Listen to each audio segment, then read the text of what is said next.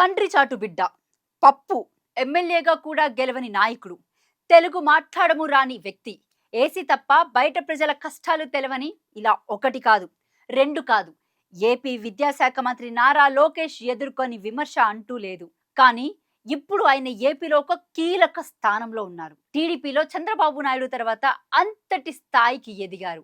చంద్రబాబు నాయుడు రాజనీతిజ్ఞతను అందిపుచ్చుకొని పార్టీని సమర్థవంతంగా నడిపించగలననే నమ్మకాన్ని నాయకులకు, కార్యకర్తలకు కల్పించడంలో సక్సెస్ అయ్యారని చెప్పుకోవచ్చు. అందులో భాగంగానే నారా లోకేష్ కు తెలుగుదేశం పార్టీ మరో పదవిని కట్టబెట్టింది.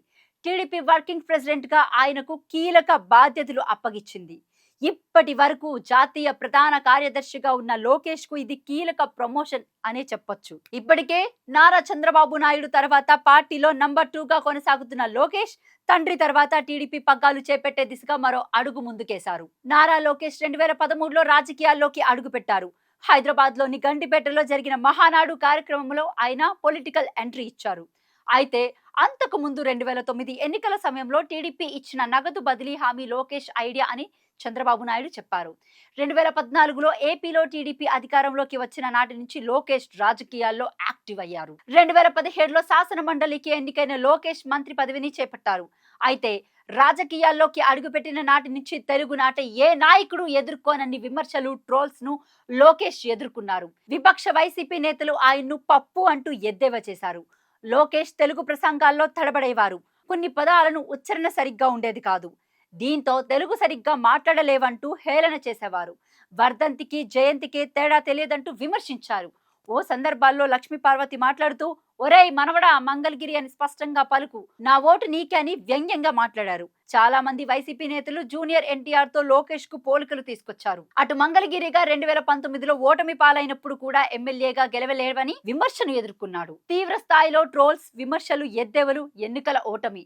మరో నాయకుడైతే కుంగిపోయేవాడేమో, రాజకీయ రంగం నుంచి తప్పుకునేవాడేమో, కానీ లోకేష్ మాత్రం వెనక్కి తగ్గలేదు. ప్రత్యర్థుల విమర్శలను తన ఎదుగుదల సోపానాలుగా మార్చుకున్నాడు. తనలోని ఒక్కో లోపాన్ని సరిచేసుకుంటూ ప్రత్యర్థుల విమర్శలకు మాటలతో కాకుండా చేతలతోనే సమాధానం ఇచ్చారు.